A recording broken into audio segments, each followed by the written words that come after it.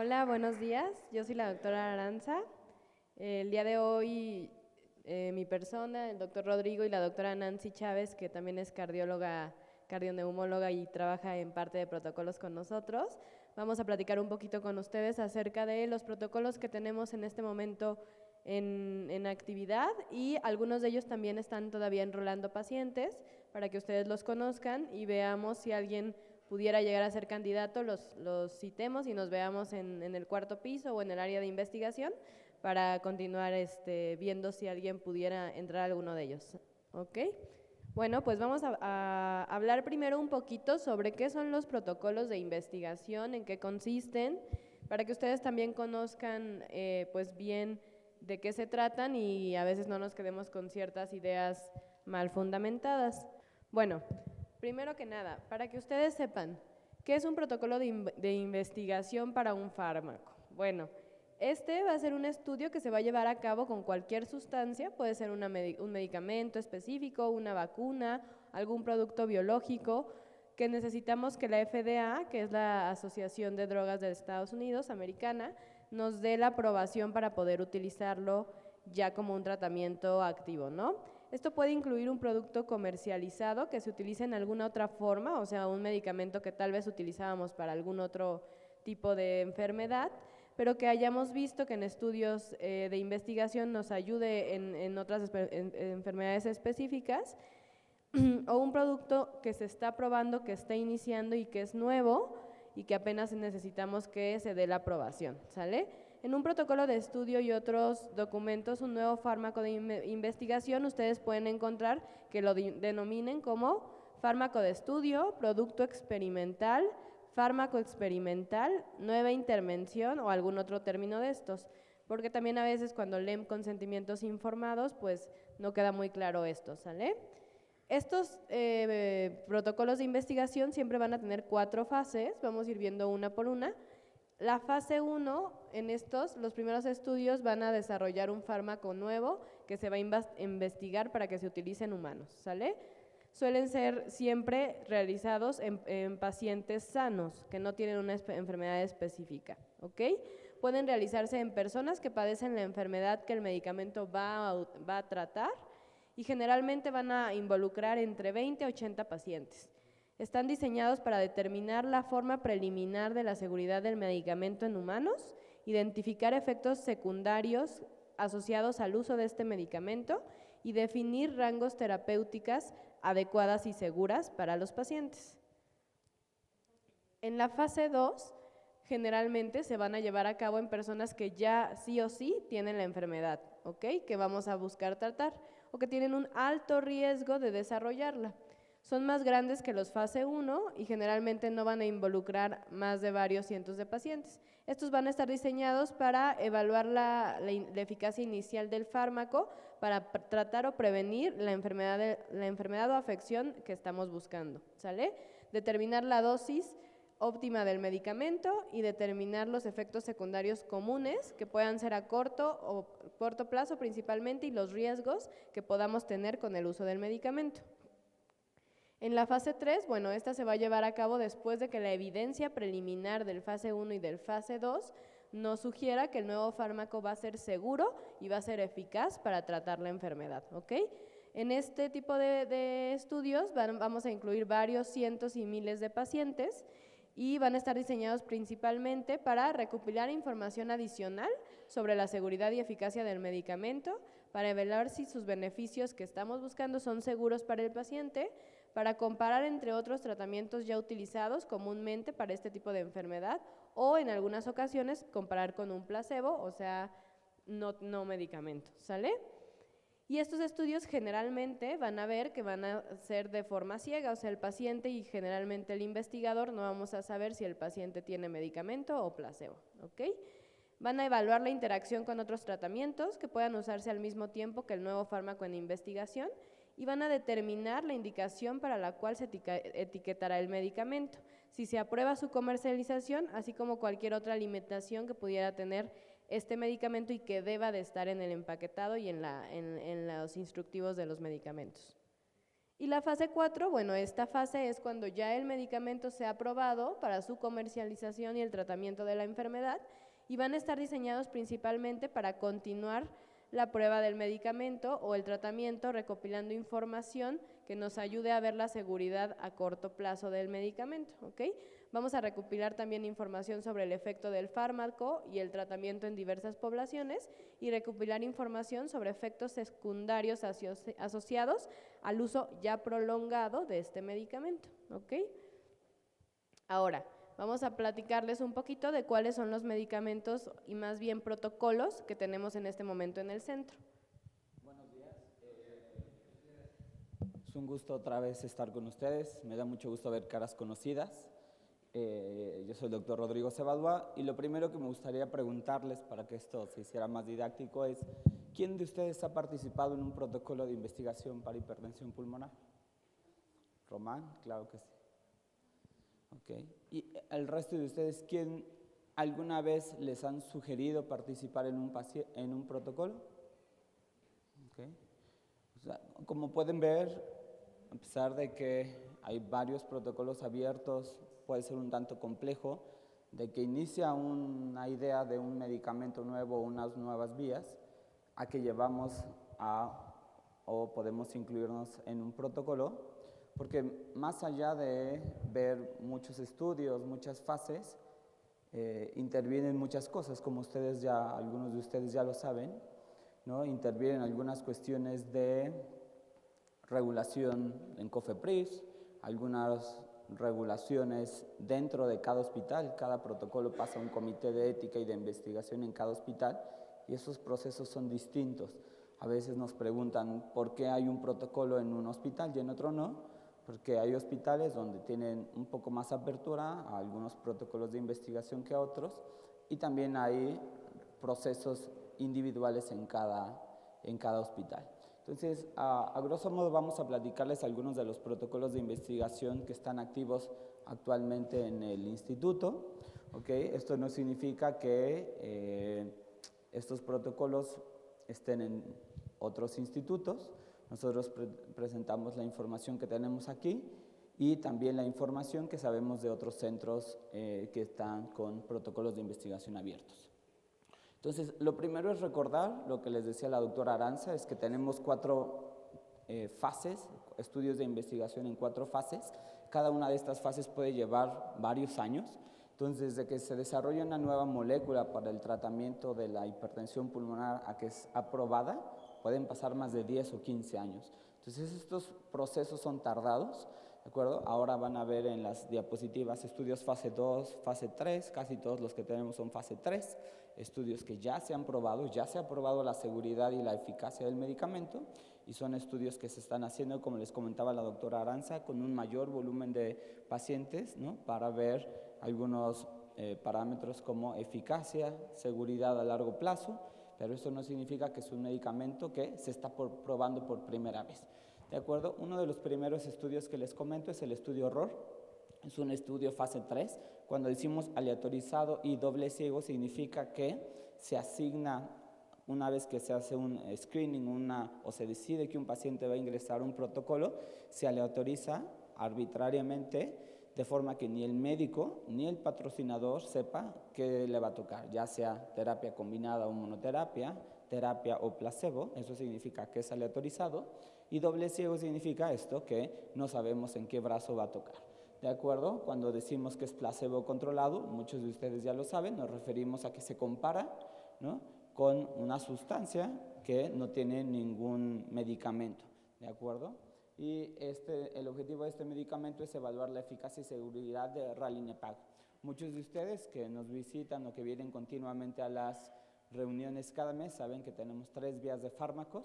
Ralinepag actúa es un fármaco oral para la vía de las prostaciclinas. Siguiente, por favor.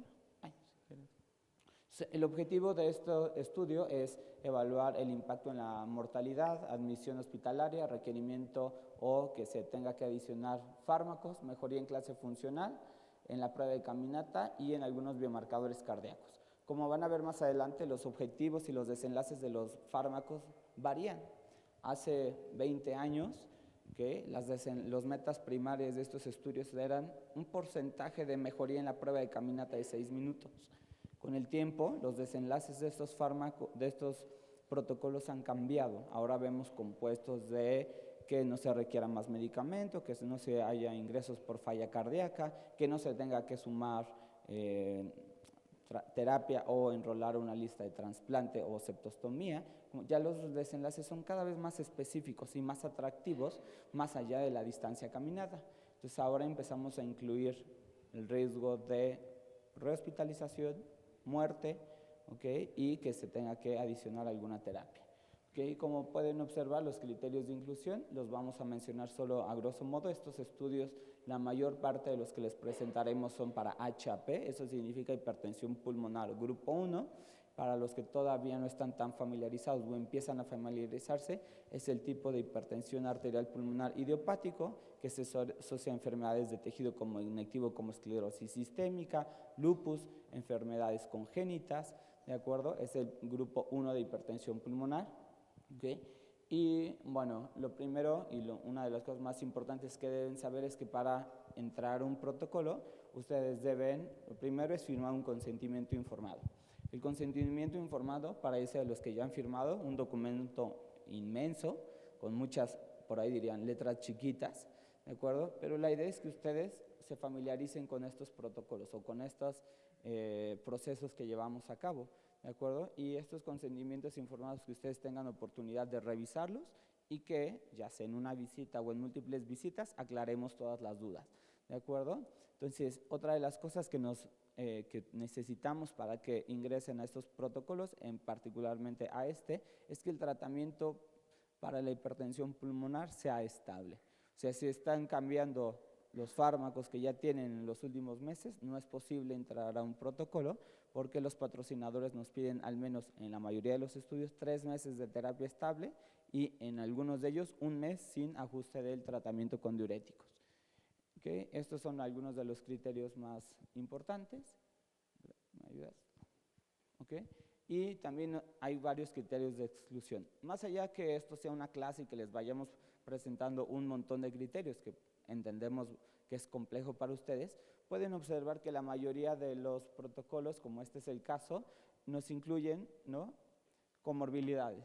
¿Okay? Los protocolos de investigación buscan pacientes o los patrocinadores de estos estudios intentan involucrar a pacientes que no tengan otros tipos de hipertensión pulmonar, ¿de acuerdo? Entonces, pacientes con sobrepeso u obesidad, que además son diabéticos, hipertensos o resistencia a la insulina, con fibrilación auricular o alguna otra arritmia, pueden salir de estos protocolos porque eso podría ser causa de otro tipo de hipertensión pulmonar.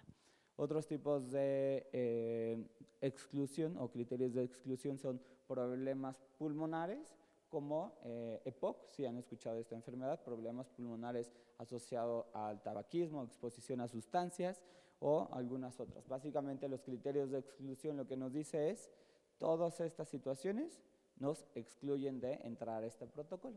Siguiente, por favor. Ahora. Ok, entonces el estudio CENIT, algunos de ustedes están involucrados, es uno de los primeros estudios que empezamos en México para una nueva vía de medicamentos.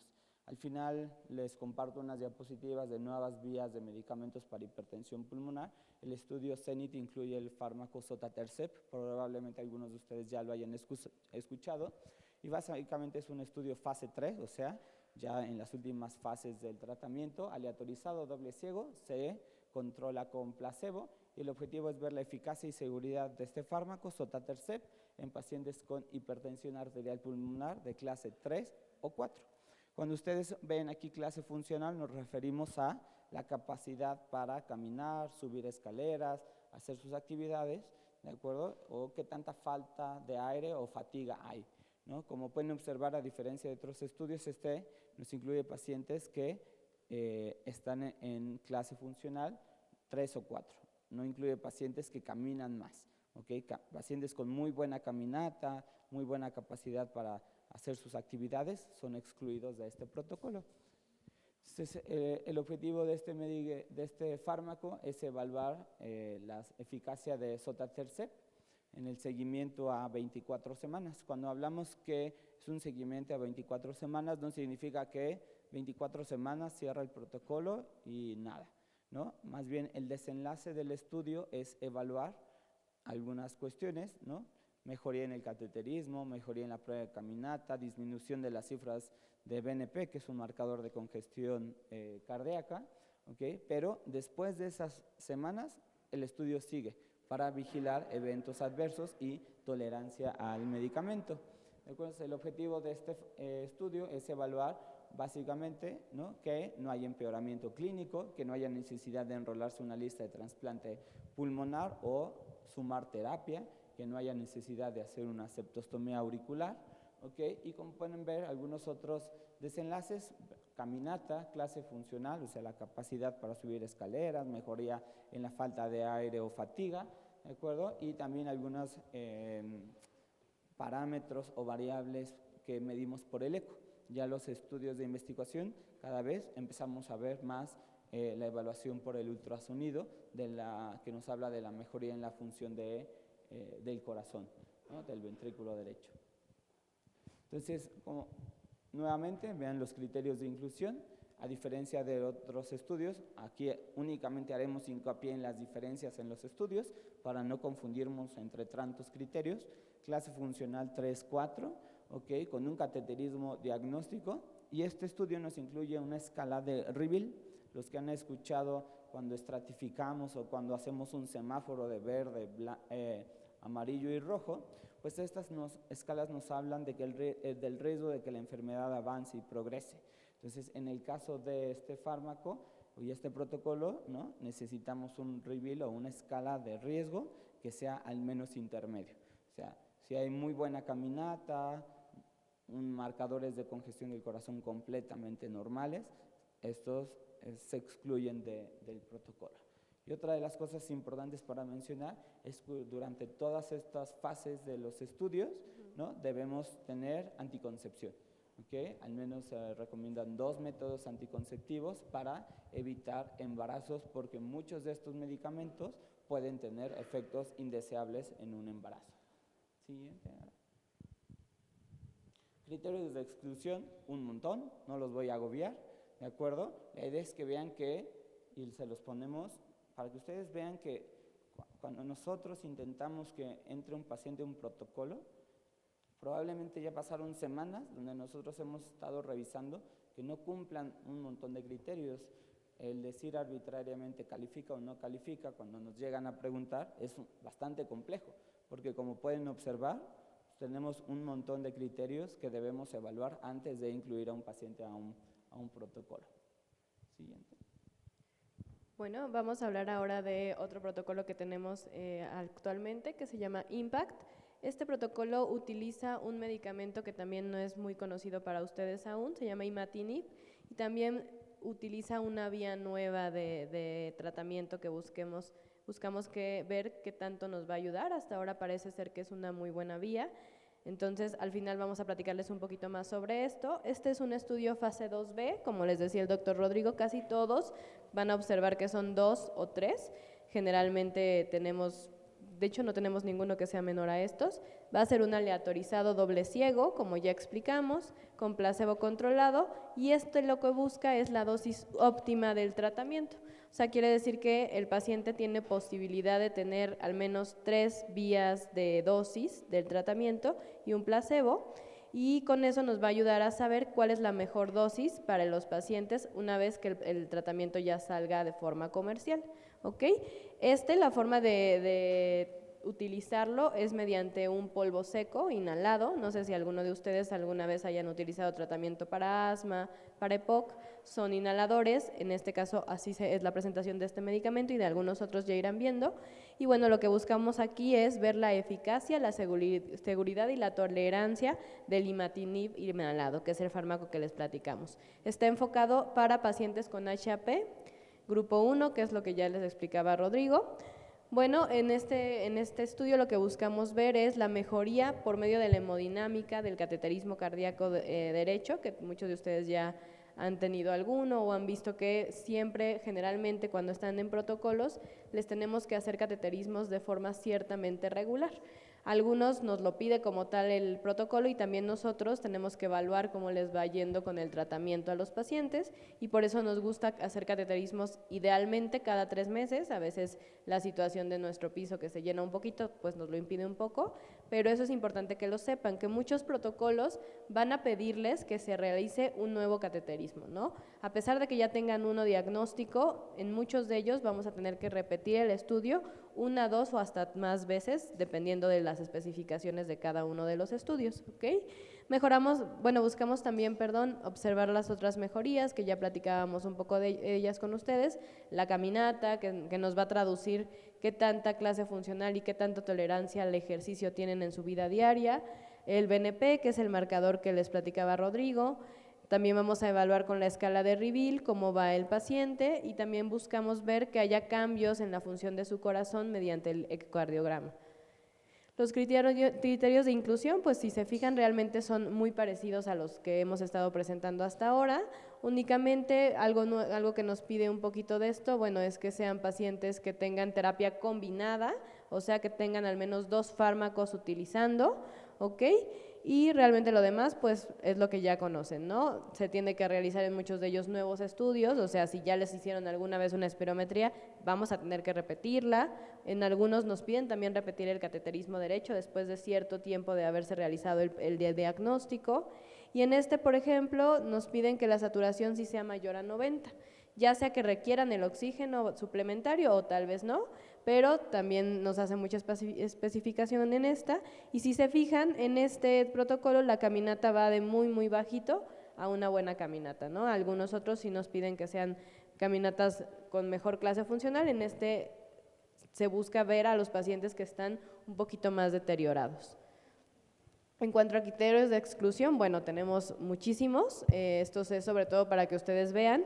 Lo que también hacemos mucho hincapié en que conozcan es que muchos de estos protocolos están enfocados pues solamente al grupo 1, al menos los que hemos visto hasta ahora, ¿no? Entonces, si tenemos muchas comorbilidades, algunos de ellos nos excluyen al paciente, ¿no? Entonces, por eso tenemos que hacer un seguimiento muy, muy específico, a veces los citamos para que vengan y les platiquemos un poquito del protocolo, hacemos ciertos estudios, repetimos. Por ejemplo, en este tratamiento de imatinib nos hace la especificación de asma no controlada, ¿no? Esto quiere decir que si a lo mejor en alguna prueba vimos que tienen un poquito de obstrucción, se tiene que dar tratamiento para repetir la pruebita y así ver que ya su función pulmonar esté bien y nos permite enrolarlos al tratamiento, ¿ok? Ahora, MK es otro tratamiento que también tenemos, que es de un nuevo fármaco que todavía no conocemos mucho, bueno, no se conoce todavía de manera comercializada. MK es un tratamiento, por así decirlo, hermano de Riociguat, actúa muy, muy parecido al Riociguat, ¿ok? Es un fase 2-3, aleatorio doble ciego, con placebo controlado, y lo que buscamos es ver la eficacia y la seguridad de MK, ¿sale? Para HAP. Buscamos la mejoría en cuanto a la hemodinamia, en cuanto a la caminata y en cuanto a la clase funcional y los marcadores de estrés cardíaco. ¿Ok? Los criterios de inclusión, pues muy parecidos a los previos. Realmente estos nos marca que también tengan una doble o triple terapia estable, como les explicaba Rodri, que no haya comorbilidades principalmente, y sí nos permite tener clase funcional desde clase funcional 2, ya se puede enrolar el paciente. ¿Ok? En cuanto a los criterios de exclusión, pues si se fijan, prácticamente son los mismos, ¿no? También nos hace énfasis en que no haya una patología pulmonar importante, que no tenga pruebas de función respiratoria con una obstrucción importante. Realmente lo demás pues es muy parecido a lo que ya hemos visto. El siguiente estudio que les aleatorizado, doble ciego, como ya le comentamos, y aquí el objetivo es evaluar aleatorizado, doble ciego, como ya le comentamos, y aquí el objetivo es evaluar la eficacia y tolerabilidad de macitentan a distintas dosis de lo que está aprobado comercialmente. Siguiente, por favor. También es para, incluimos pacientes con hipertensión arterial pulmonar, eso significa hipertensión pulmonar del grupo 1. Okay. Este estudio busca comparar una dosis de 10 miligramos versus 75 miligramos de macitentan. El estudio original, donde se aprobó el macitentan ya hace varios años, inicialmente comparaban 3 versus 10 miligramos y vieron una diferencia muy importante entre el 3 y 10 miligramos, por eso la dosis aprobada es de 10 miligramos. Extrapolando esa información, buscando verificar seguridad, especialmente vigilar pruebas de funcionamiento hepático, intentamos comparar a una dosis de 10 contra 75 miligramos de macitentan. ¿Okay? Al intentar probar una dosis mayor de un fármaco o de una familia de fármacos que característicamente puede ocasionar alteración en las pruebas de funcionamiento hepático, estamos obligados a vigilar rutinariamente estas pruebas por laboratorios, ¿okay? Y hasta el momento pues vamos en buen camino. Este estudio, actualmente tenemos alrededor de mes y medio, 2 meses para que se cierre la inclusión, ¿no?, de pacientes en el centro, y eso es extrapolado a otros centros en México, debido a que los protocolos cierran cuando se cumple alguna meta, cuando se enrolan cierto número de pacientes a nivel mundial, cuando se alcanzan las metas deseadas o previstas por la empresa que hace el protocolo. ¿Okay? Entonces, este es uno de los estudios que tenemos que está por cerrar, entre comillas. ¿De acuerdo? Y el objetivo es ver, ¿no?, que no haya deterioro o retrasar el empeoramiento clínico, la caminata, clase funcional y los biomarcadores cardíacos como el NT-proBNP. ¿Okay? Nuevamente vean criterios de inclusión, clase funcional desde clase funcional 2, o sea 2, 3 y 4, con una caminata de 50 a 440 metros. A veces que, ¿no?, algunos de ustedes han ido al área de protocolos que tienen caminatas más de 440, más de 500, muy buenas caminatas. Estos protocolos, específicamente, es un criterio de exclusión para enrolarse. Y algunas otras comorbilidades, la presencia, otros criterios de exclusión, comorbilidades, ¿okay? Otros grupos de hipertensión pulmonar y lo que les comentaba.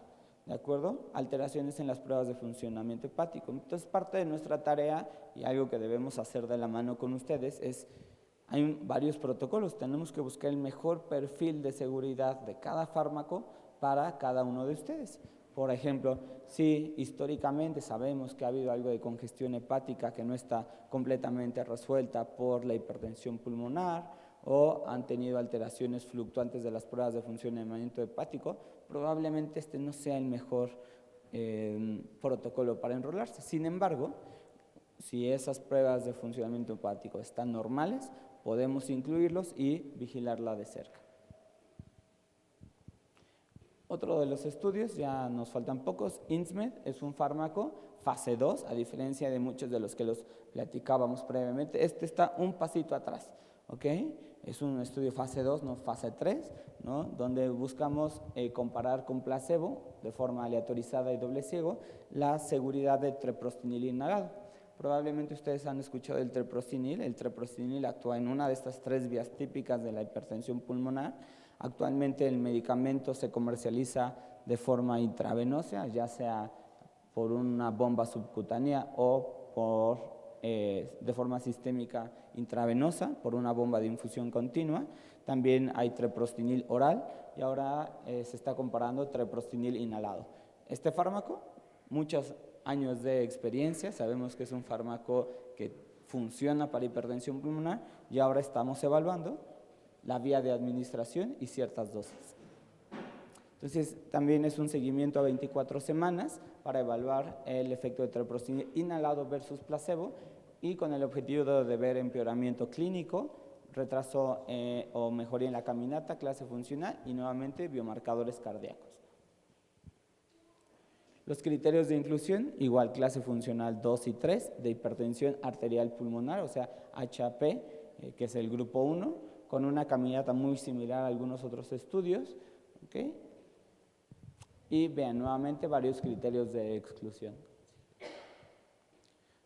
Ok, y ahora les vamos a platicar un poquito de un protocolo nuevo. Digo, como ustedes han visto, casi todos los protocolos en hipertensión pulmonar están enfocados mucho al grupo 1, Previamente, hace años, no sabíamos mucho de este tipo de enfermedad y casi siempre solamente dábamos tratamiento al grupo 1 y en algunas ocasiones al grupo 4, ¿no? Ya sea la cirugía, algunos procedimientos hemodinámicos o tratamiento tomado.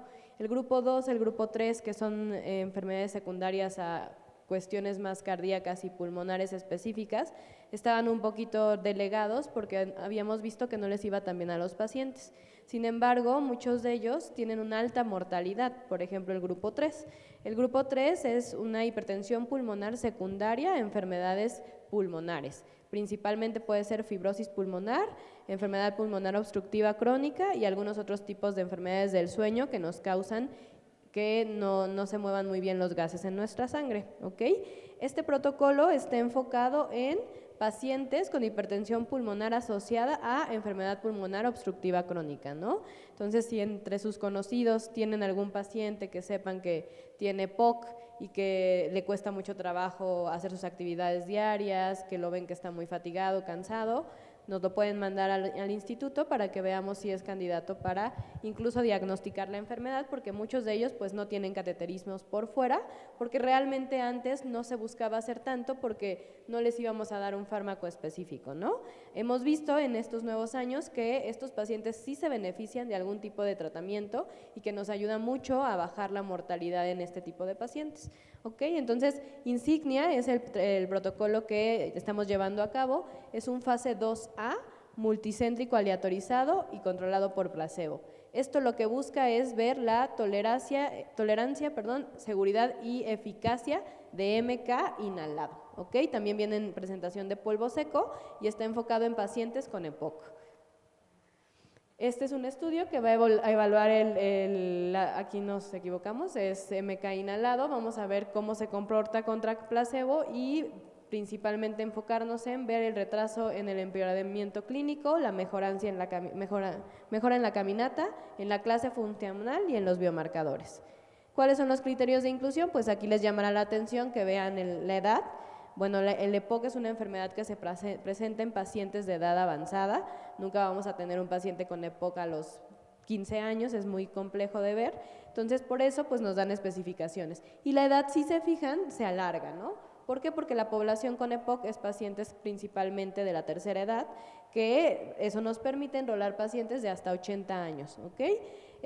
Pues principalmente es esto y buscamos un poquito más criterios de función pulmonar, porque al final de cuentas pues es una enfermedad pulmonar propiamente, entonces eso es algo diferente y si se fijan, está únicamente enfocado en ese grupo de pacientes. Aquí no están incluidos los pacientes con grupo 1, HAP, ni grupo 2, grupo 4, ni grupo 3, ¿ok? Y pues también otra cosa importante, tienen que tener tratamiento para su enfermedad pulmonar obstructiva al menos por 2 meses, que sea estable y que ya no tengan hábito tabáquico activo, ¿ok? Eso también es importante. En cuanto a sus criterios de inclusión, pues verán que hay bastantes, principalmente con morbilidades que pertenezcan a alguno de los grupos que platicábamos. Esto es importante también, muchas veces los pacientes con EPOC tienen rehabilitación pulmonar, si ya la tienen de previo no hay problema, pero si está iniciando, en ese caso sí nos los excluye porque pues puede ser un sesgo para el protocolo y que no tengan un requerimiento de oxígeno mayor a 10 litros. Eso también es importante, algunos pacientitos con EPOC tienen mucho requerimiento de oxígeno, en ese caso nos lo saca del protocolo. O sea, el protocolo está enfocado en hipertensión pulmonar secundaria EPOC, pero muchas veces estos pacientes no están diagnosticados aún, porque pues como les platicaba es una enfermedad que previamente no creíamos que fuera 100% necesario hacer el cateterismo, porque no les íbamos a dar una terapia estable específica, ¿no? Y a veces el riesgo-beneficio tenemos que valorarlo, porque al final de cuentas pues es un procedimiento invasivo, ¿no? Si no tienen el diagnóstico no hay problema, pueden venir, nosotros lo valoramos al paciente, hacemos un ecocardiograma y si vemos que tiene probabilidad para que tenga hipertensión pulmonar, se realiza el cateterismo y se enrola al paciente. ¿Y por En este caso le pediríamos que lo valore algún médico neumólogo o cardiólogo que vea ciertos estudios que el paciente tenga, como una tomografía de tórax. Si en esta tomografía de tórax o ecocardiograma tiene alguna sospecha de que pudiera tener hipertensión arterial el paciente, hipertensión pulmonar el paciente, nos lo pueden mandar y nosotros hacemos el resto del screening. ¿Okay? ¿Alguien? A ver. No, solamente le dan una hojita que diga que acuda al 4º piso de cardioneumología para valorar protocolo de estudio y nada más. Bueno, yo tengo 2 preguntas. Sí. La primera, entiendo que si una persona tiene otras comorbilidades, diabetes, hipertensión sistémica, no entra entre los protocolos, pero una vez que el protocolo está aprobado, ¿ese paciente sí puede tomar esos medicamentos ya?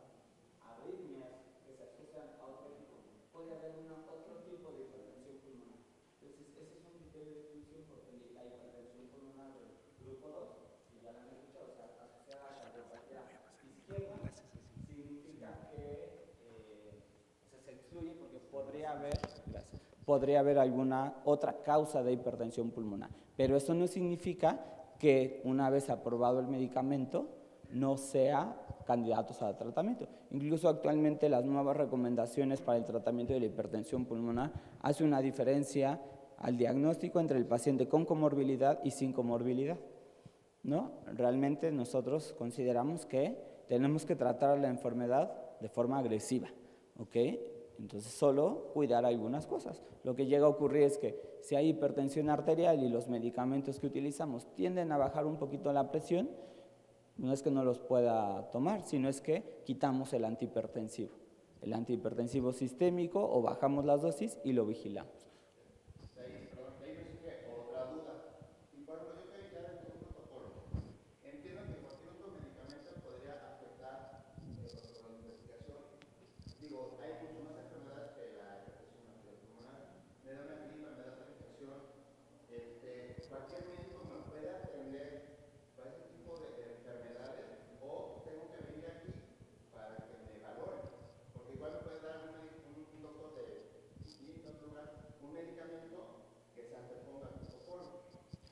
Lo más importante para esos casos, nosotros consideramos que ustedes tengan claro datos de alarma para la hipertensión pulmonar.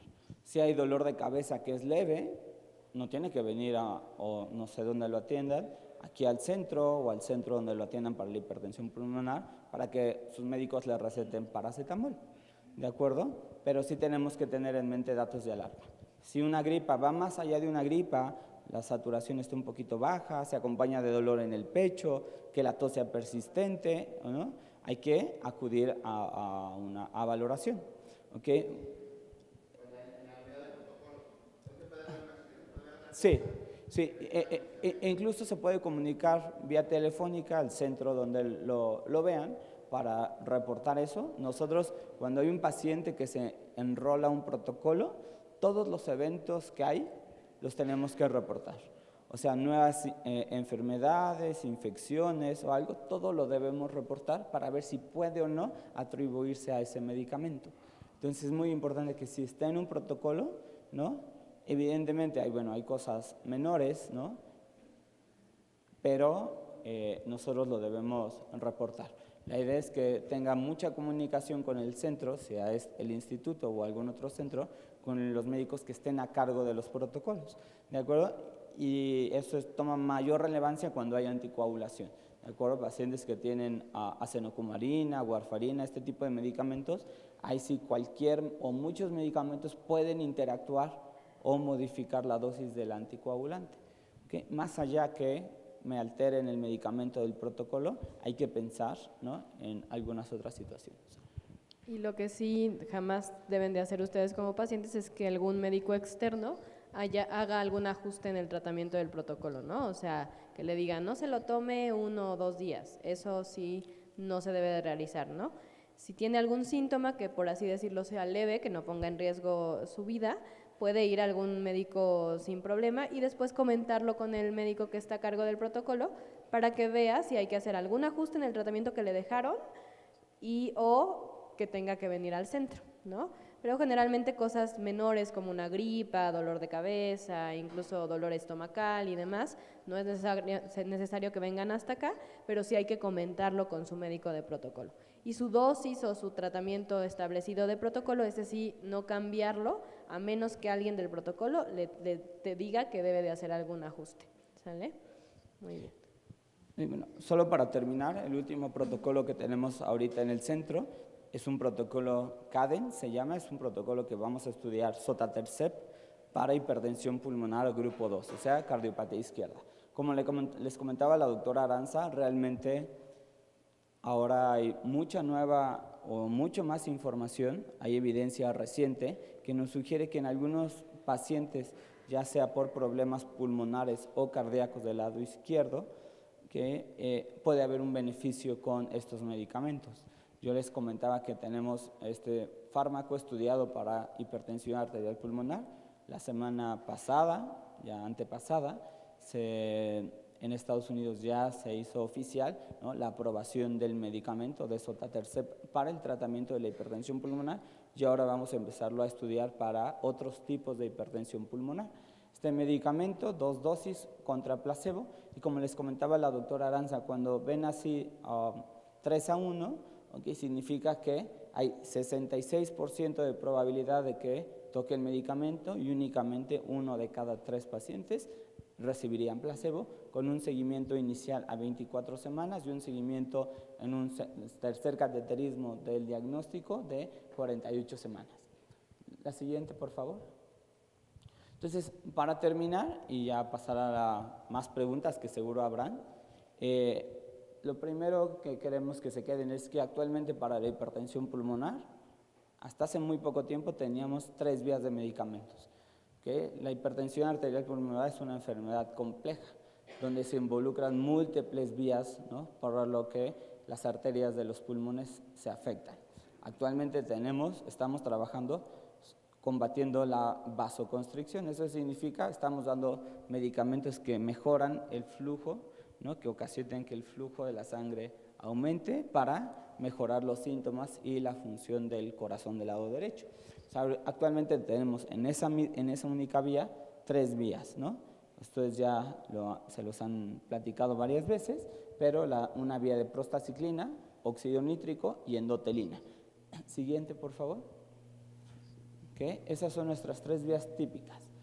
¿Okay? Una nueva molécula que actualmente se ha probado, bastante novedosa, con buenos resultados, sotatercept, todavía no está comercialmente en México. Una vía nueva de medicamentos para hipertensión pulmonar. Eso es bastante atractivo para todos nosotros porque más allá de vasodilatación, ¿no?, de abrir el flujo, estamos actuando sobre otras vías de tratamiento para la hipertensión pulmonar. Siguiente. Y vean, esto es algo tanto complejo, tal vez no lo alcanzan a ver, pero es interesante para que nos lo llevemos a casa, ¿no? Entre los mecanismos para que se desarrolle la hipertensión pulmonar, tenemos todas estas vías. Alteraciones en algunas vías de metabolismo, alteraciones en señales de calcio, ¿no?, algunos problemas genéticos, ¿de acuerdo?, algunas vías de inflamación. Esos son factores que sabemos que están involucrados en el desarrollo de la hipertensión arterial pulmonar. Y actualmente de esto nada estamos tratando, ¿ok? O sea, todas estas vías que están ahí en estudio, hay pocos medicamentos, muchos de estos que están corriendo actualmente, estos estudios, ¿ok? Entonces, para que nosotros podamos tratar todas estas vías que son bastante complejas, necesitamos hacer protocolos de investigación. ¿de acuerdo? Cada una de estas moléculas, para que se desarrollen como fármacos aprobados, puede tardar 10, 15 años. Desde esto, ¿no?, que sabemos que hay una alteración en esta vía, un blanco terapéutico, hasta que se comercializa pueden ser más de 10 a 15 años. Entonces, por eso que tenemos que, ¿no?, trabajar con estos protocolos de investigación, ¿de acuerdo? Y bueno, por mi parte, solo para concluir, pues sepan que nosotros no somos el único centro donde tenemos protocolos de investigación. Ciertamente tenemos muchísimos años de experiencia en estos protocolos y siempre debe haber una apertura, ¿no?, entre nosotros y ustedes para que vayamos de la mano, ¿no? A veces hay muchas dudas de los protocolos, hay muchas dudas de los efectos que puede haber de los medicamentos, pero el objetivo de esta plática es que ustedes sientan confianza de decir todas las dudas. Cuando se les propone un nuevo protocolo, parecería por nosotros muy sencillo, que les damos un consentimiento, lo leen y nos vemos, pero ya hemos revisado probablemente semanas atrás todos los criterios y hemos intentado evaluar cuál es el mejor medicamento, cuál es el mejor protocolo en los que los podemos. No sé si tuvieran alguna pregunta. Perdón, ¿al final del protocolo se le avisa al paciente si le tocó el placebo o nunca recibe esa información? Después de unas fases del protocolo, en la primera fase y durante todo el protocolo, el estudio es cegado, ¿no? A las semanas, dependiendo de cada protocolo, 24 semanas, muchas veces 4 o 6 meses de seguimiento, algunos de los protocolos rompen el ciego, por así decirlo, ¿okay? Y estos medicamentos, estos pacientes que estaban con placebo, se pasan a la fase abierta, o sea, reciben el medicamento.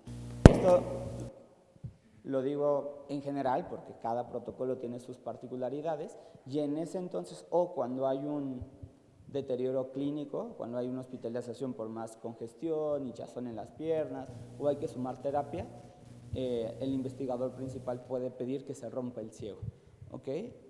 Para que se pase a esa fase. Les comento en general, porque cada protocolo tiene sus particularidades, ¿de acuerdo? ¿Alguien más? ¿Alguien más?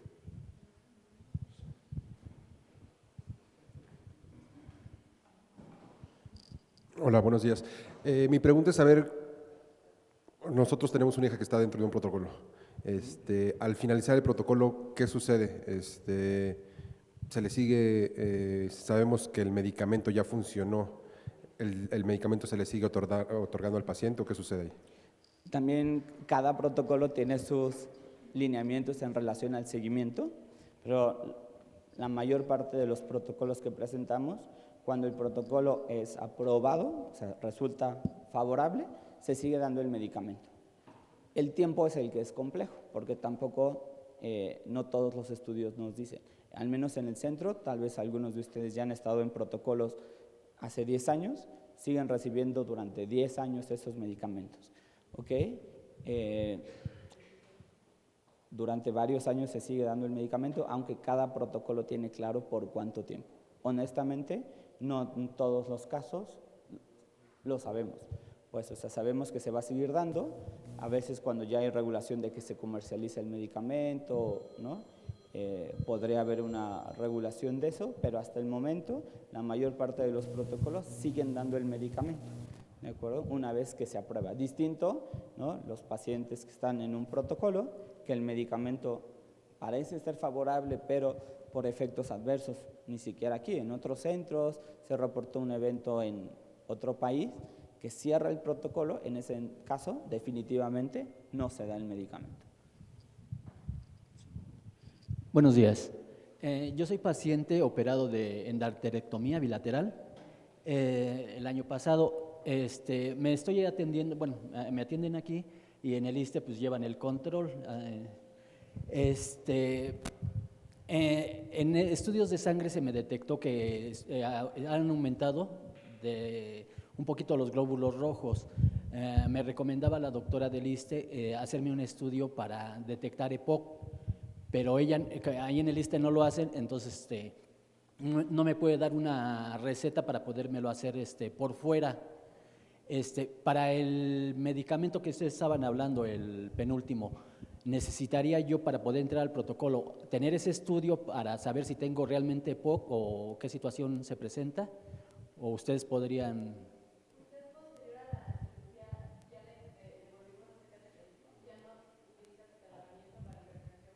No, ya no, nada más el anticoagulante no, es lo único, sí.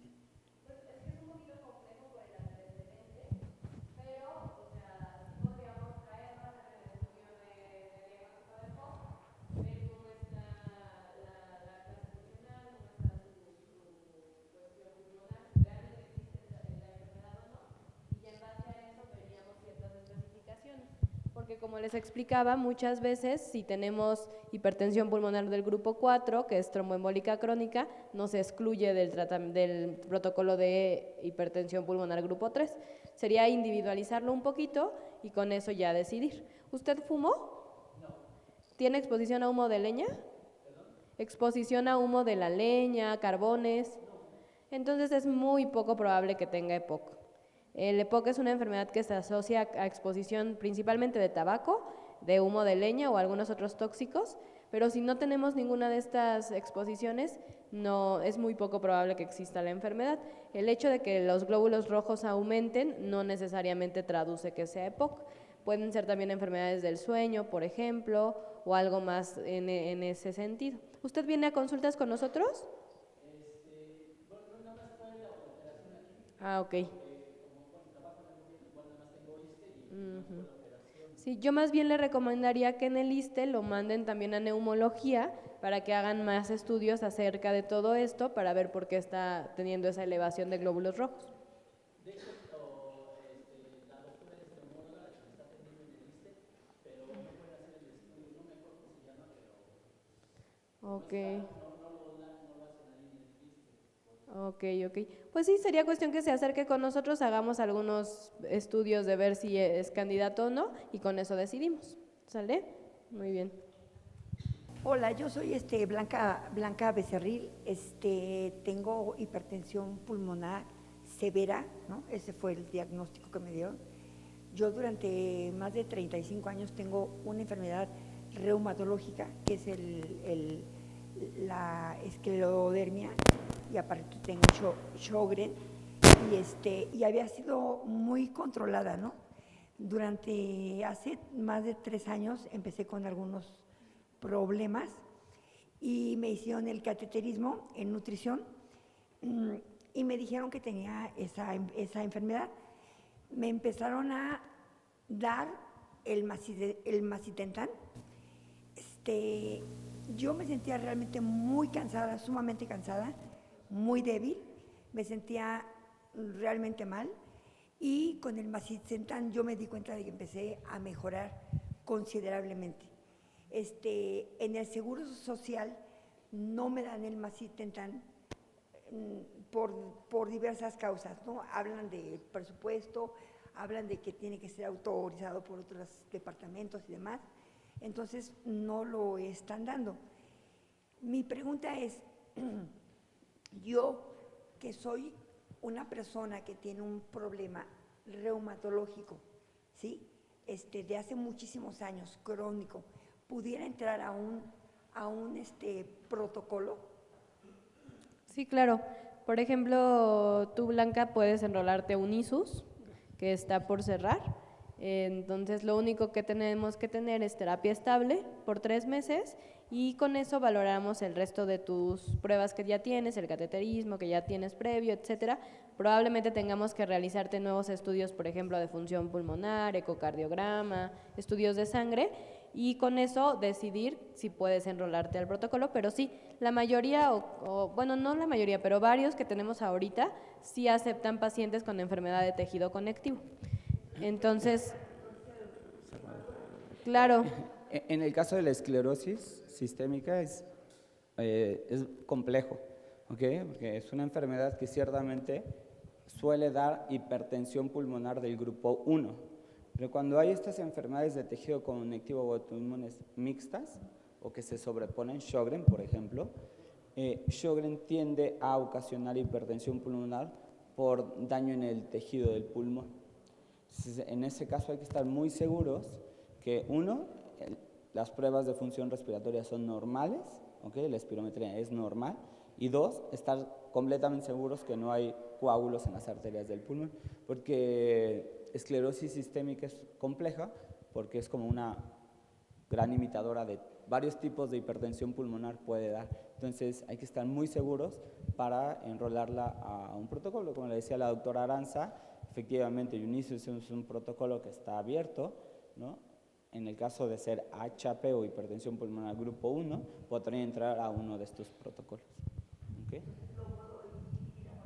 Justo. Claro, puede ir la idea, y perdón que interrumpa, es que obviamente nosotros estamos abiertos, ¿no? En el departamento, ustedes la conocen perfecto, es la doctora Sayas, la jefa del departamento, la doctora Aranza, el doctor Julio, el doctor Mario se acaba de incorporar con nosotros, yo estamos, la doctora Nancy, que tenemos el gusto de que nos acompañe hoy, también está en el área de algunos de los protocolos, ¿ok? Entonces, pueden idealmente llamar al área de protocolos de cardio-neumo o a la extensión del departamento, y si es posible que agenden una cita los miércoles como a mediodía. Los miércoles es el mejor día para nosotros para poderlos apoyar para revisar esto. Como ya vieron, los criterios son enormes, entonces a veces que lleguen un lunes 8 de la mañana, si tenemos procedimientos, es complejo, ¿de acuerdo? Y ya Román no me dejará mentir que ahí lo tenemos 5 horas esperando, ¿de acuerdo? Por eso, de preferencia, todos, o si hay alguien interesado, ¿no? Vía telefónica solo agendar cita, ¿no? Y si no, un miércoles para que vayan directo al área de protocolos. Pacientes que no sean del instituto o que lleven el seguimiento en otros centros, sí es muy importante que tengamos estudios. Vaya, nosotros podemos platicar con ustedes, revisar someramente el caso, pero si no tenemos estudios recientes y no tenemos opción de hacerlo en el instituto por derechohabiencia de otros centros, es complicado. Entonces, tráiganse el último eco, si tienen espirometrías o el estudio de la función pulmonar que comentaban por allá, si tienen algún cateterismo y no se tienen aquí, tráiganse la información que tengan y, bueno, si no entre nosotros, entre los conocidos por todos los centros, también ahí buscamos información. ¿De acuerdo?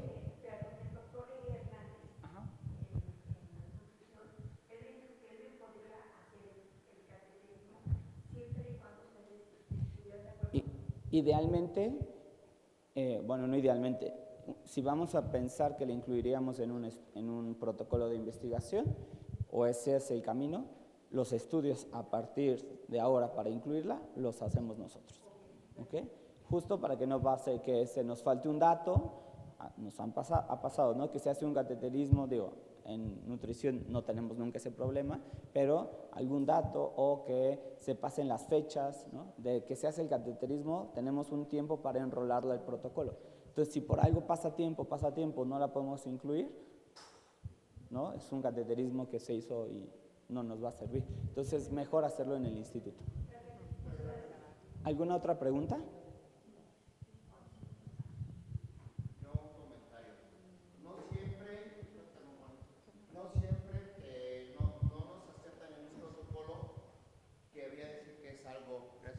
Que es algo malo.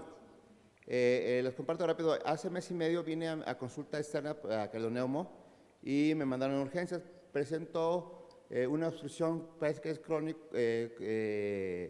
trombo crónico en la yugular. Aprovechando que estaban los cirujanos vasculares, me comentaron en urgencias que si pueden me hacen un estudio para entrar a un protocolo sobre la circulación de las piernas, porque tengo arañitas en las piernas, ¿no?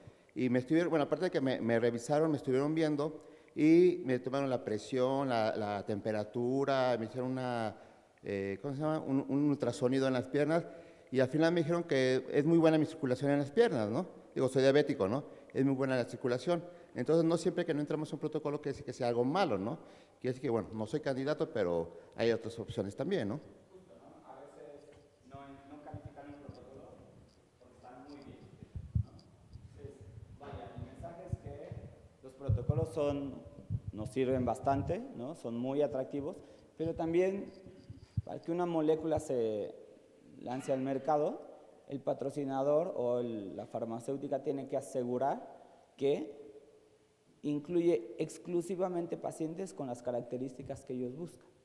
No significa que tener diabetes no vaya a funcionar el medicamento, pero ellos buscan pacientes muy puros, por así decirlo, ¿no? Si camina 10 metros más, ya no califica. ¿Por qué? Porque la farmacéutica busca o tiene estos criterios muy estrictos, ¿de acuerdo? Y como bien dicen, no entrar a un protocolo no necesariamente es malo. Finalmente, nosotros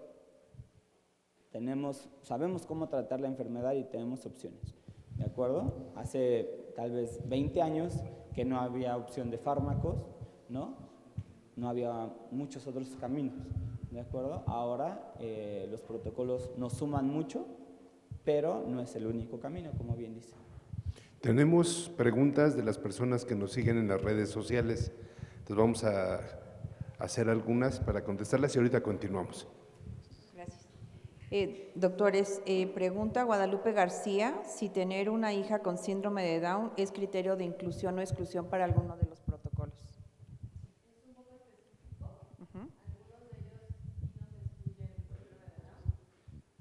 Algunos de los que tenemos actualmente sí nos excluyen síndrome de Down y algunos otros los aceptan, entonces tendríamos que individualizar mucho y ver en cuál podría entrar o si es que no es posible. Más allá de la enfermedad o el síndrome de Down, como tal, como dice la doctora, hay protocolos donde es claro, pero es la capacidad para poder hacer el cateterismo, ¿no?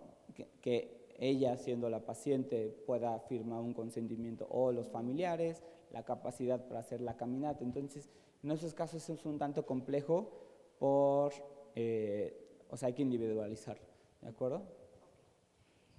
Doctor, los pacientes de provincia que tienen IMSS, esta es una pregunta que nos hacen a nosotros mucho.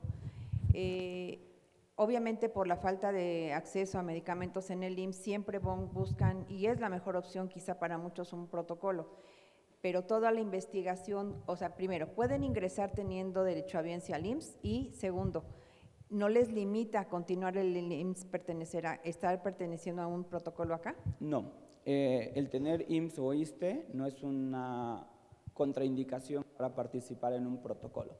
Lo que es cierto es que muchos de los estudios que necesitamos hacer para llegar al diagnóstico y evaluar si es candidato a un protocolo, nosotros no lo podemos hacer, ¿no? En el instituto, ¿no? O se puede hacer con algún costo, ¿okay? El problema que hay con tener IMSS o ISSSTE es que durante toda esta fase inicial, ¿no?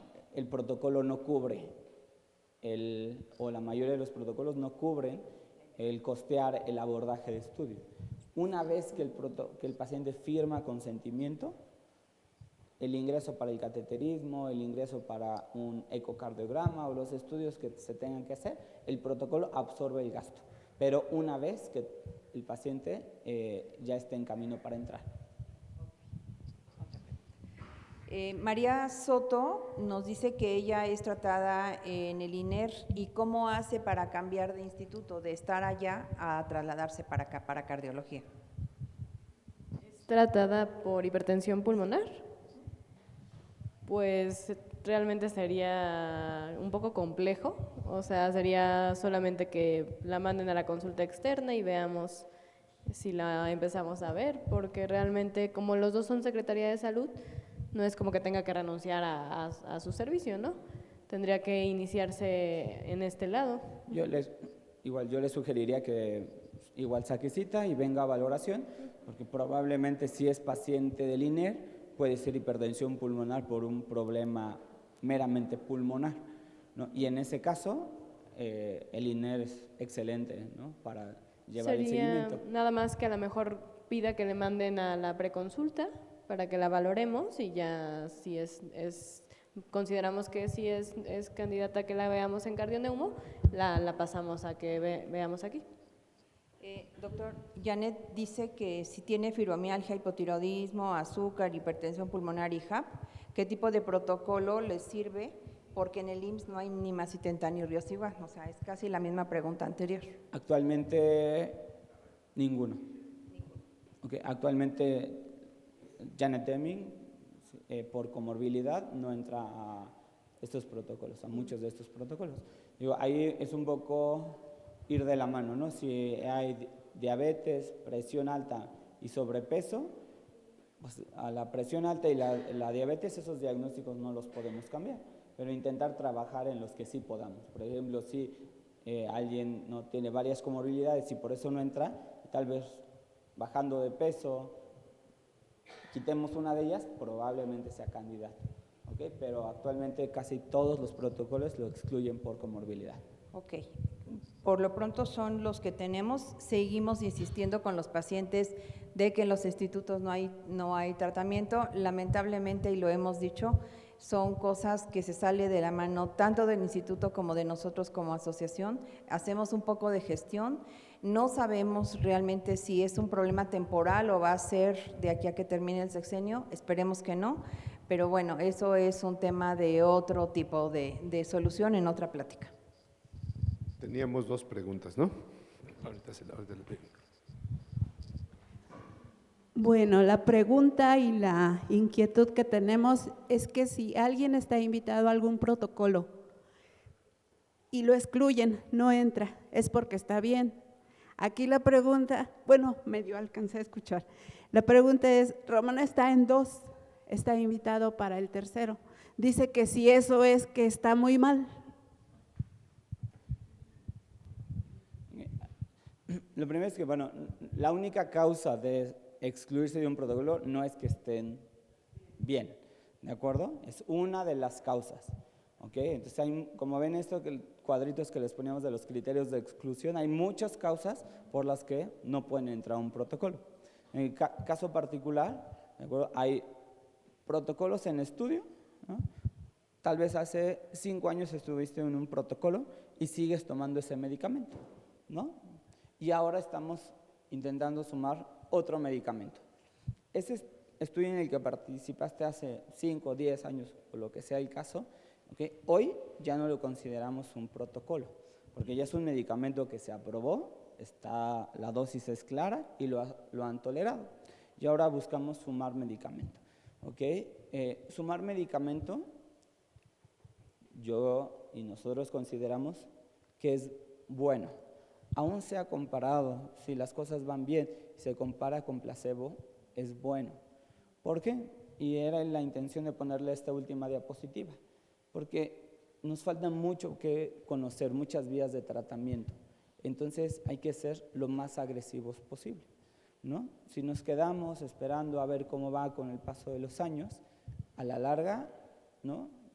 Eso no va a ir tal vez tan bien, aunque parecerían que las cosas están estables, entre comillas. ¿Okay? Entonces, la idea de sumar medicamentos es porque te sientes bien, tal vez, pero la caminata no es normal. O te sientes bien, pero este marcador en sangre que nos habla de la congestión del corazón está ligeramente elevado, ¿no? Y si a nosotros nos preguntas, la meta no es que estén más o menos bien, ¿no? La meta es que estén muy bien, muy buena caminata, la congestión del corazón bien, la función del corazón bien.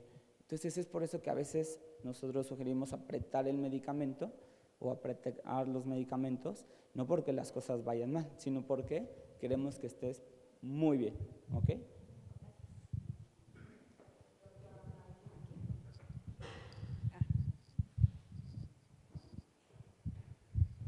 Buenos días. Yo soy paciente, fui paciente de aquí, del Ignacio Chávez. Me operaron a los 14 años. Yo soy cardiópata congénita. Durante 38 años no tomé un solo medicamento. No sabía que me tenían que cambiar, que tenía que haber recambio de válvula. Entonces, de repente me empecé a sentir cansada y vine aquí y me operaron.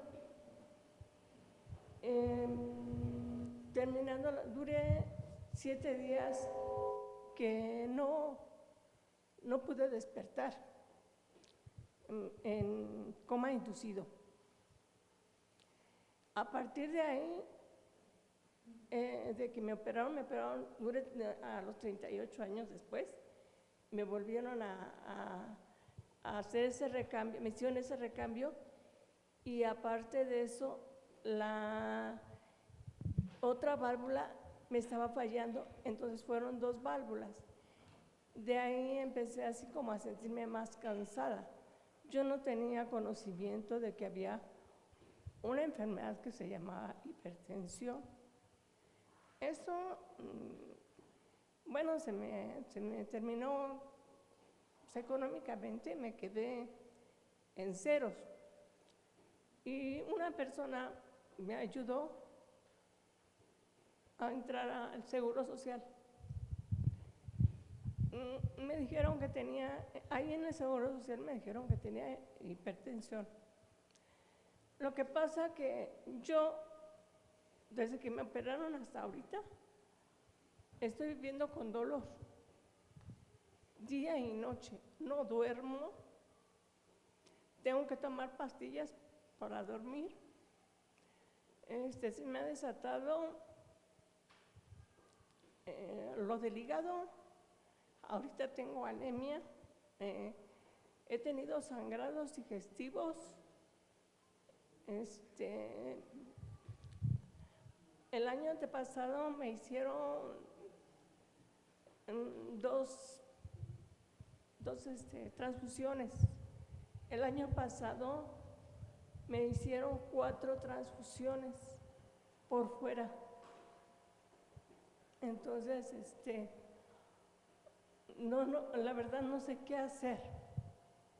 O sea, hasta ahorita que, bueno, apenas que vi este programa, ¿qué puedo hacer? ¿A dónde me puedo dirigir? Porque lo único que me dijo el doctor, que fuera un tanatólogo. O sea, con eso me está diciendo, y que coma lo que yo quiera. Porque aparte de eso, no me da apetito. Me dijo, coma lo que quiera, lo que se le antoje, y vea a un tanatólogo. Y digo, o sea, ¿qué voy a esperar? O sea, estoy esperando a que pase algo. El año pasado, mi papá no estaba enfermo del corazón.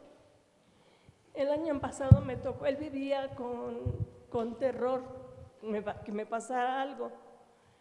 El año pasado a él le dio un derrame, de repente, lo vi un día caminando y al otro día ya tenía el derrame. Falleció a los 4 días.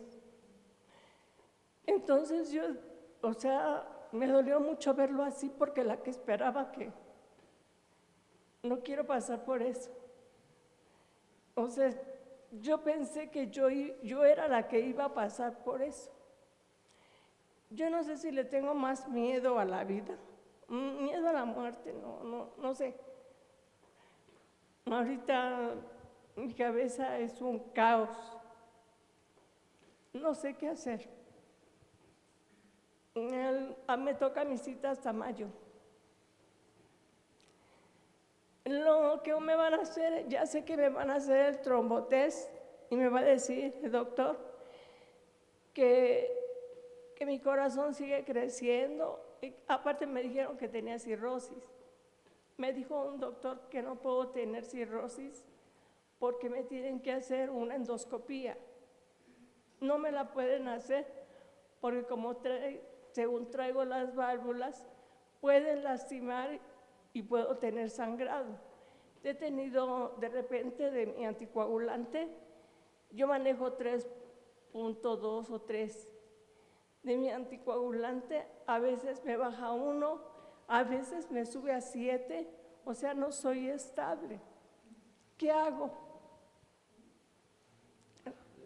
Lo primero que yo le diría es que siempre hay algo que hacer, ¿de acuerdo? Decir, sigamos esta vía, que pase lo que tenga que pasar. Creo que como médicos siempre hay algo que hacer, ¿de acuerdo? Lo primero es partir de cuál es el diagnóstico, ¿de acuerdo? Incluso entre estos protocolos que alcanza a leer o alcanza o que les platicamos, el tener prótesis en las válvulas, si están funcionando bien, no siempre es un criterio para excluirse de estos protocolos.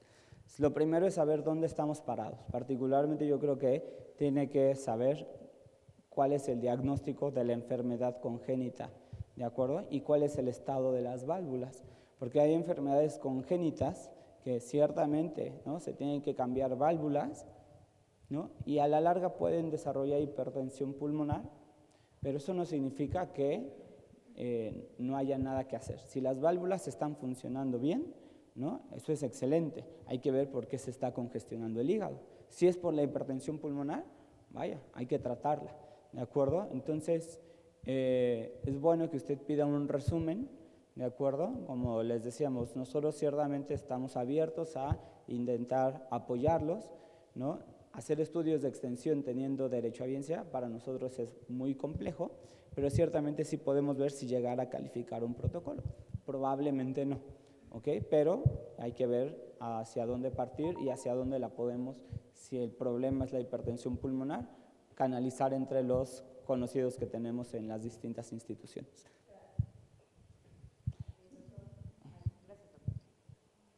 Hay una pregunta que a mí también me salta la duda cuando vemos que hay muchos medicamentos nuevos.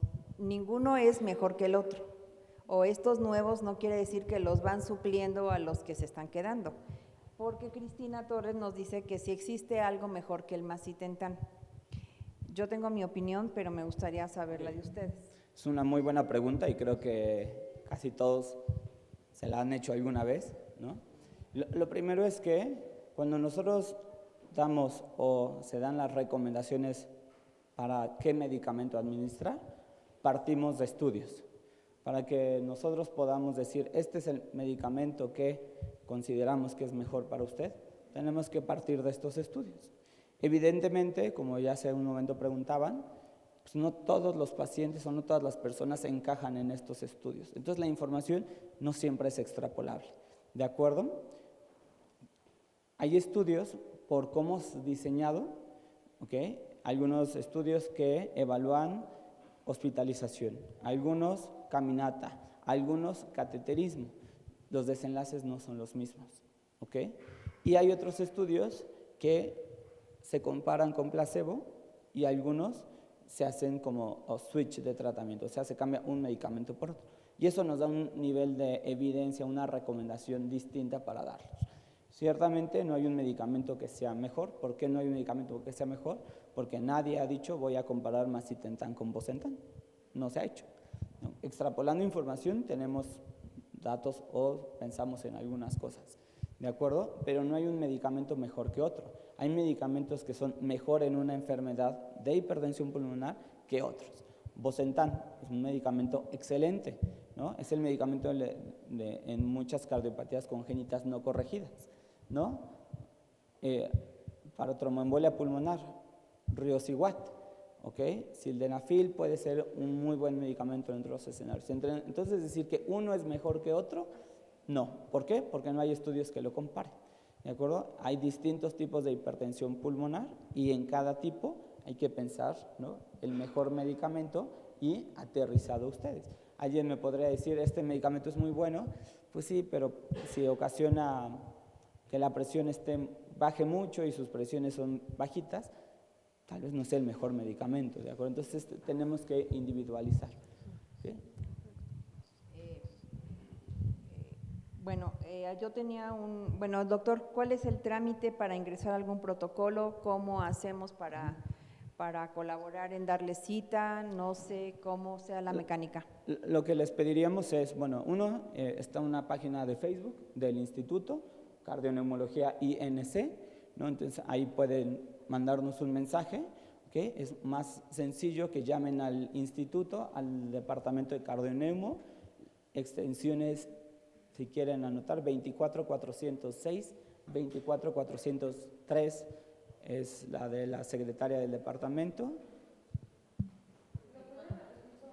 y 24404. Entonces es 24404, 24406 y 24403. Es mi extensión, la de la secretaria de la doctora Sayas y la del área de protocolos. Entonces la idea es que ustedes se comuniquen, digan que vinieron a la reunión, que están interesados en participar, para definir algún día donde podamos darles el tiempo para revisar sus estudios. Lo que sí es muy importante es que vayan con tiempo, porque tal vez haya que hacer una caminata, tal vez tengamos que hacerles un eco, ahora podemos hacerlos ahí al mismo tiempo, ¿ok? Y finalmente que traigan sus estudios. Ok, también nosotros aquí en el Messenger de la asociación recibimos muchos mensajes, los canalizamos con ustedes, Sí. Pudiéramos ayudar también en eso, pero lo ideal es que se comuniquen directamente, pero nosotros también estamos para apoyar. A ver, Alberto. Supongo que los pacientes que todavía estamos en consulta externa, si los médicos consideran el protocolo, nos canalicen, bueno, sí, nos canalicen ya al cuarto piso, ¿no? Sí.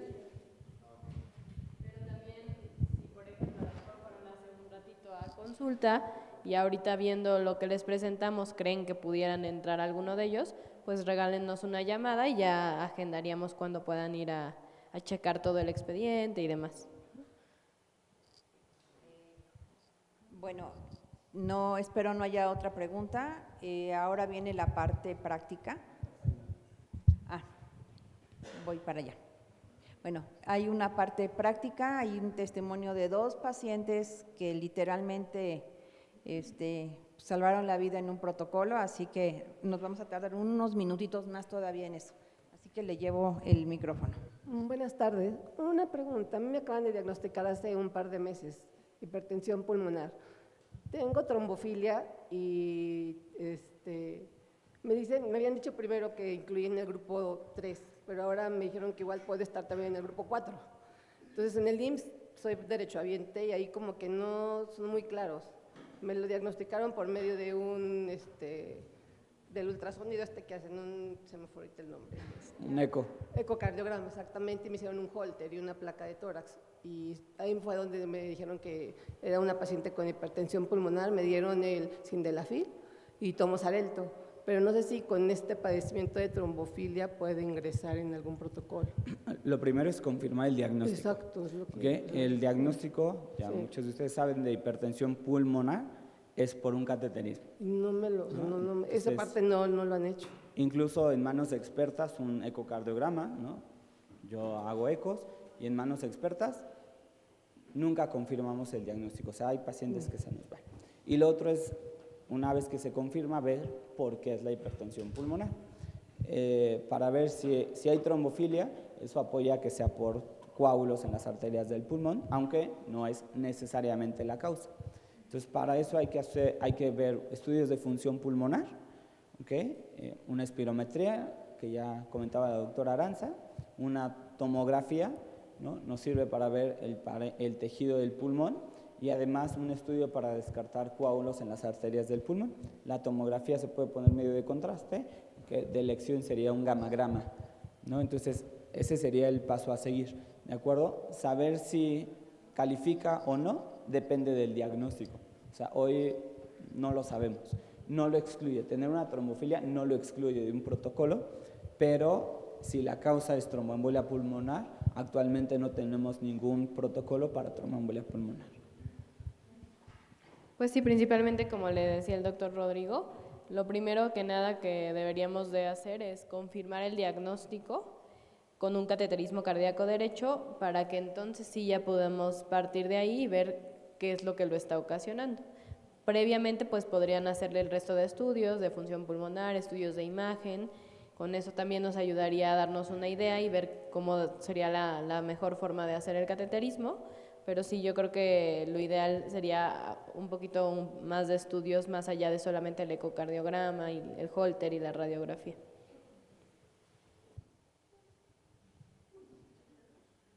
Buenos días.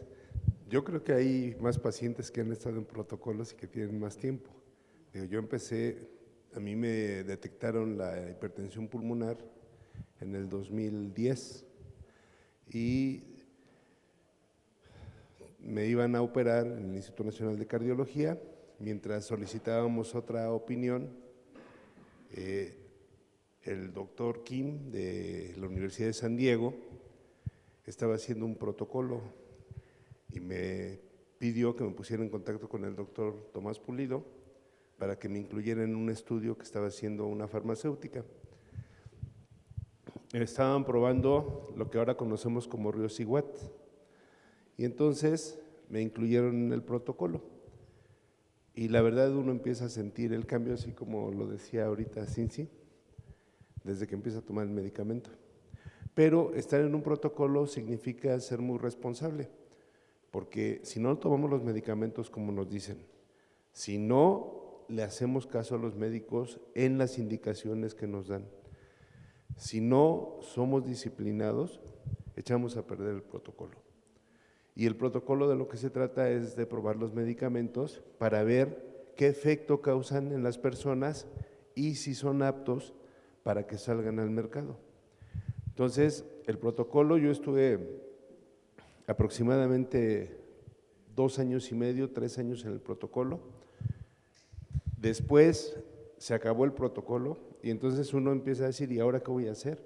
Porque son medicamentos de alto costo. Entonces, los médicos convencen normalmente a las farmacéuticas para que nos sigan dando el tratamiento, mientras ellos hacen todo un proceso para que les autorice la autoridad correspondiente la comercialización del producto. Y después, ya que se los autoriza, hay que ir a convencer a cada una de las instituciones de salud para que lo tengan en el cuadro básico. Entonces, pero yo lo que les quiero comentar es, los que tengan la oportunidad de estar en un protocolo, aprovéchenlo. A veces no salen bien las cosas, pero siempre va a haber protocolos que nos permitan estar en mejores condiciones. Un asunto importante que yo no sé si los médicos no lo quieran comentar, no es recomendable que estén en 2 protocolos, nada más pueden estar en uno, porque si no luego se contraponen algunas cosas. Se van agregando medicamentos, como dijo el médico, pero no podemos estar en 2 protocolos de investigación al mismo tiempo. Entonces, hay que tener mucho cuidado con esto. ¿Qué les digo? En nuestro país, desafortunadamente, los pacientes que tenemos este tipo de enfermedades, que son enfermedades raras, enfermedades que usan medicamentos de alto costo, vivimos de los protocolos. Y ya una vez que se estandarizan los medicamentos y se consiguen todas las autorizaciones, hay que pelear muy duro. En el IMSS todavía no dan todos los medicamentos que ya están disponibles. En el ISSSTE más o menos. En el Instituto de las Fuerzas Armadas, en el INSFAM, yo creo que es de los mejorcitos, de los que tienen todos los medicamentos. Y antes, no sé ahora, en la Seguridad Social que prestaba Pemex, era donde había todos los medicamentos. Entonces, parte del trabajo que hace la asociación tiene que ver con visibilizar la enfermedad y hacer conciencia en quien toma las decisiones de que tengamos acceso a todos los medicamentos que existen, porque les sale más barato a ellos que nosotros no caigamos en una crisis y lleguemos a urgencias y tengamos la atención de los médicos especialistas durante algunos días, les sale más barato si nosotros estamos bien. Y véanme a mí, yo les aseguro que el 90% de las personas que me ven, que no saben que tengo hipertensión pulmonar, dicen, no, pues este cuate está normal, ¿no? Pero es parte de todo esto, la principal parte es la disciplina, tomarnos nuestros medicamentos a tiempo, a las horas que nos lo indican, y si lo hacemos así, somos disciplinados, si el medicamento nos cae bien, pues los resultados son excelentes. Ya ven a Cincy, véanme a mí y algunos otros que están aquí acompañándonos. Entonces, todos los que tengan acceso a un tratamiento de protocolo, aprovéchenlo, por favor. ¿Sí? Muchas gracias.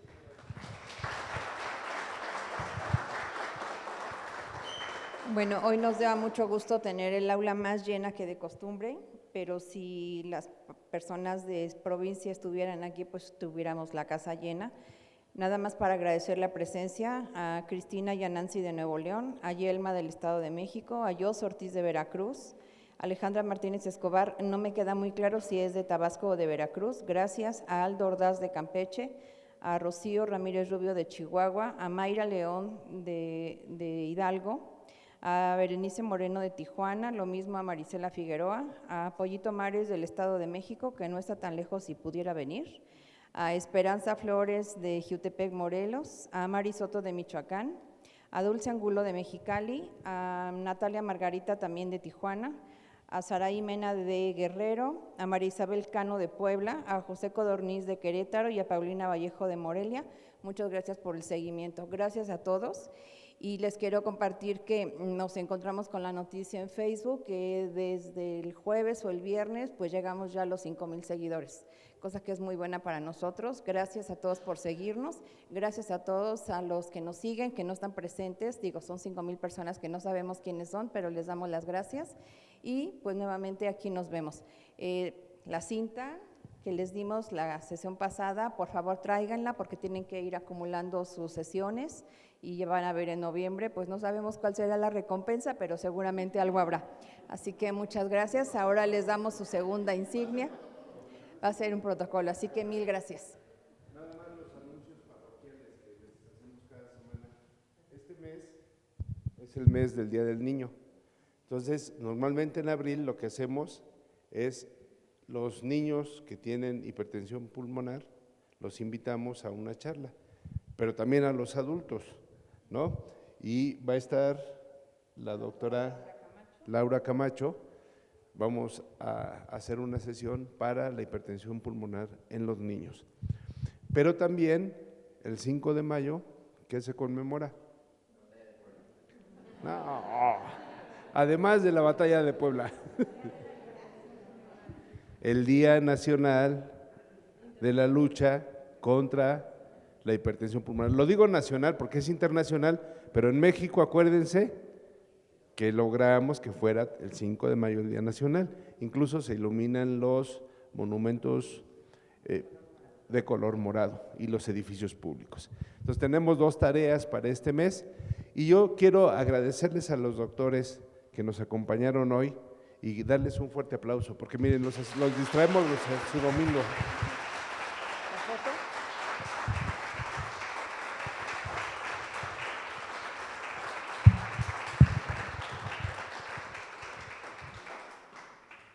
Nuevamente, muchas gracias por la invitación. Muchos de ustedes me conocen, nos conocen, y solo tengan en mente que, como decía Cincy, esto es de la mano, vaya. Ustedes conociendo la enfermedad, sus marcadores, ¿no? Y de la mano podemos trabajar, ¿no? Estar en contacto estrecho para ver cuándo sale un protocolo, cuándo va a cerrar, si son candidatos o no, por qué no son candidatos. Entonces, siéntanse con toda la confianza.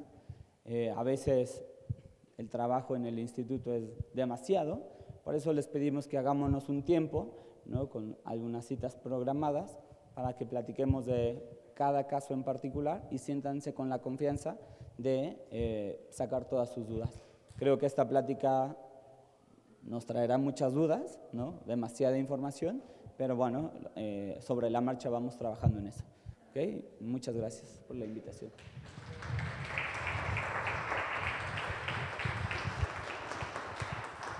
Pues muchas gracias por la invitación y cualquier cosa que necesiten, dudas, algún consejo, etcétera, pues estamos en Cardio Neumo en el 4º piso y nos estaremos viendo. Gracias.